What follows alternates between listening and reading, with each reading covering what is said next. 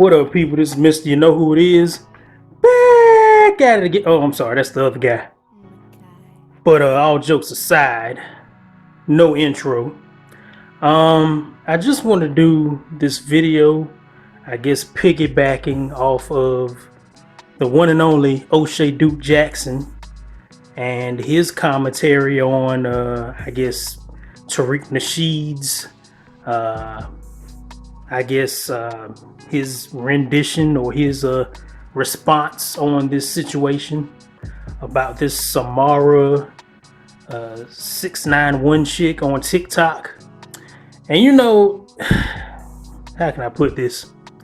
There have been a lot of these black ass, dark ass black women and brown skinned women, caramel complected women, these dark hued black women. And I'm not saying this like light skin or high yellow or mulatto women don't do this, but you got a lot of these dark ass, dark butt black women getting on this TikTok, getting in the damn car, turning on the camera, and willingly shedding these tears over these white boys. Now, I'm not against interracial. I'm not super pro interracial, but I'm not against it. I'm not against the SYSBM movement. I rock with them boys, them my peoples. But when it comes to these dark black women, you know, y'all got a lot of internal issues. I think it's bigger than the relationships y'all have. I think it's some indoctrinated, like it's something put in y'all brains at an early age that y'all ain't good enough or that y'all ain't shit because of the color of your skin, like the hue of your skin. I don't know what it is. I mean, ever since that For Dark Girls documentary by Oprah, ever since that dropped, or For Colored Girls, and you know, you had all the melanated women on screen crying about their relationships and crying about the situations they were in, dealing with all the different crazy black boyfriends they had. You know, it's just been an uproar of these dark black activists coming out of the woodwork, like Rashida Strober. And I know y'all like, why are you calling us dark? Because y'all are dark. This is what you call yourselves anyway. This is what you call yourselves anyway. This is how you feel about yourselves anyway. You feel like you're a dark butt, poo-poo, tar, black woman. That's what you feel like. And I'm gonna tell y'all the truth. Even though I like, I mean, to me, a woman is a woman. You know what I'm saying? I'm not saying I'll date anybody, but I don't really look at skin color as a big issue in my life. You know, I don't really look at women for their skin tones. I don't really go for women just based off of their skin tones. It's more so about how we rock together, how we treat each other. It ain't about if you the darkest or the lightest. It doesn't matter. As long as you treat me with some ounce of respect, as long as you treat me with some loyalty and you come right and you act right, I'm there for you. As long as you don't flake on me, as long as you don't do no bullshit, I'm there for you. You know, I don't care how dark you are, how light you are. It doesn't matter. I don't care what you mix with. I don't care about your ethnicity. I don't care what background you are. As long as you come to me with some act right and you act like a feminine woman, none of that shit doesn't fucking matter to me. But that's besides the point. This isn't a dating app, and I'm not looking for y'all online, so don't DM me. But anyways, you know, back to this Samarah691 chick. I guess Tariq Nasheed was going in on her on Twitter or making fun of her, putting her on the coon train or the coon bus, whatever he's got orchestrated over there. And he was basically talking about how she was crying over this white boy. And in this TikTok video, she went on to cry and sulk and moan and groan, and the tears were flowing down because Kyle, I don't know if that's his real name or not, Tom Hanks, whatever his name is, he broke her heart, broke her little black dark butt heart, because he told her that all she is a fat ass. All she is something to fuck on. And that's all she'll ever be in life. And she'll never get another white boy. She'll never be in another interracial relationship. It was something to that effect. Don't quote me. But then she had her sister girl circle. You know, them sisters. She had one of her sister girl, interracial girl, swirl girls come to her and say, you embarrassed yourself. You were trying to get back with Kyle. You were trying to get back with Brad, Chad, Tom, Harry. You were trying to get back with him, and you embarrassed us. You embarrassed the sister circle. All you are is a fat ass. You're a dark butt fat ass. And, you know, this is how they talk to each other. This is how they motivate each other in the swirl community. Shout out to CK, if y'all know, y'all know, you know, shout out to Mr. E. This is how they talk to each other on these clubhouses, man. They be like, don't embarrass us in front of these white boys. They're our only hope. We have to keep the white lineage. We have to keep it going. This is for the culture. This is how they talk to each other. Just being honest. This is how they dialogue. They don't want to embarrass each other in front of Kyle. But they don't give a damn about no black man. I'm telling you. And this Samarah chick, man, she had the dialect, she had the tone of a white woman. As OSHAY said. You know, she had all the vibrato of a white woman. Her accent was very, very goth girl. It was very heavy set white woman. It was very pog, okay? Very fat ass white woman.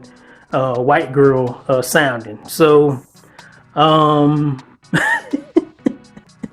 you know, it was just funny to me. You know, like there are a lot of dark-skinned women who sound white, and they aren't particularly swirlers. You know, that's just how they were raised. They were raised about amongst a lot of white people.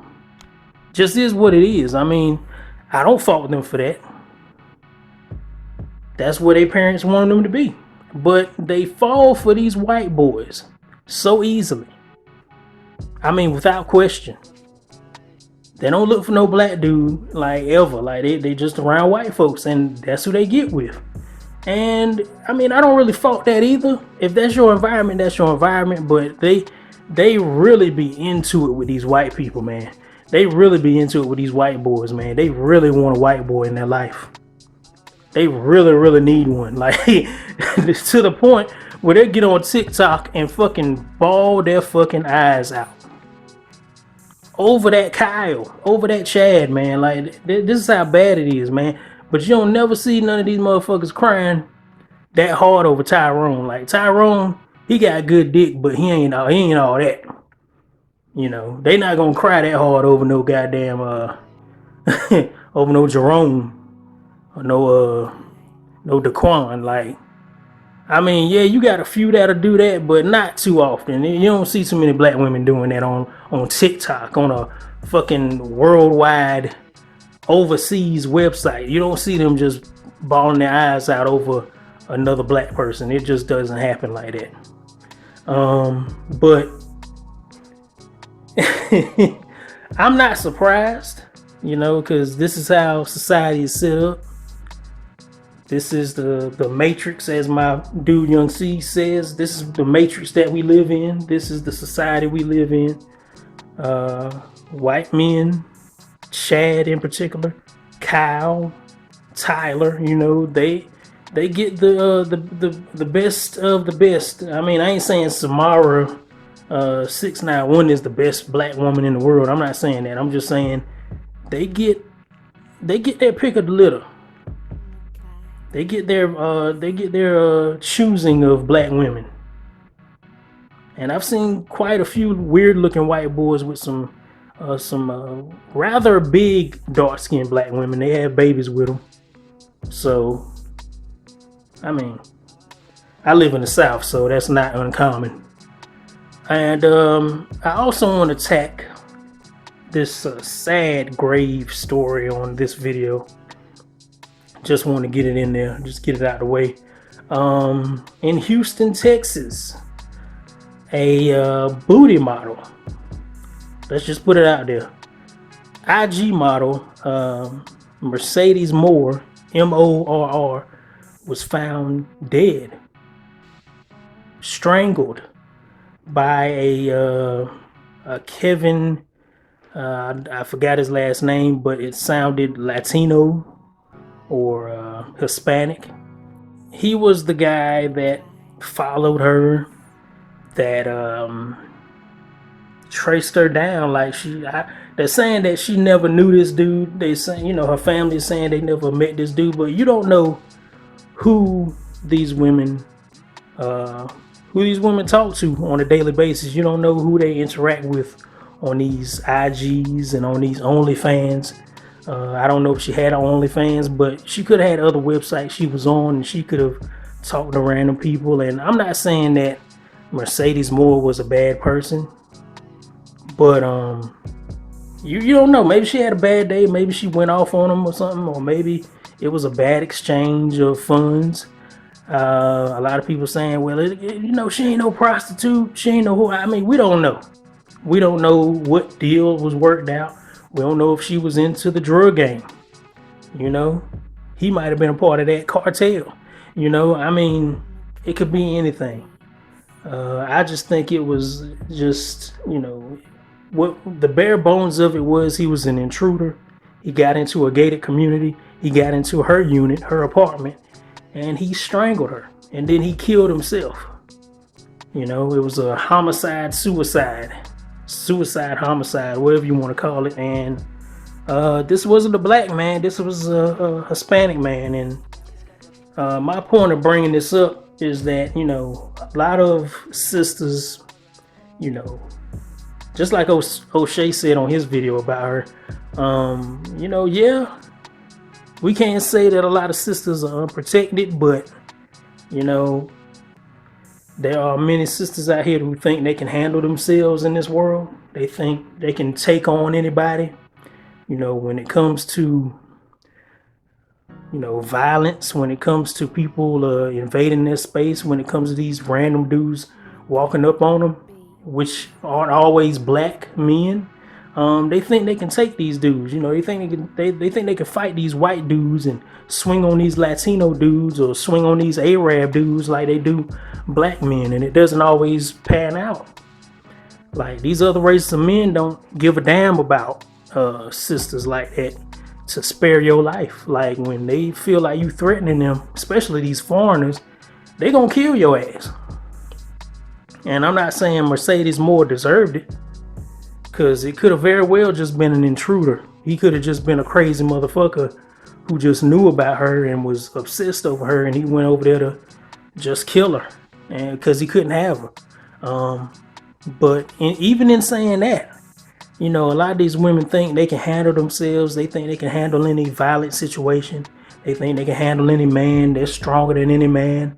And I've noticed this trend a lot on social media, where these women feel they can approach any dude with their feminist talking points, or with a lot of yelling and screaming, and they feel like they can just go off on any type of dude, and it doesn't always work out like that. Some of these dudes fight back, or they do very much worse in response. And, you know, it's a lot of women who think these dudes don't have feelings. You think you just gonna play a dude for a bag.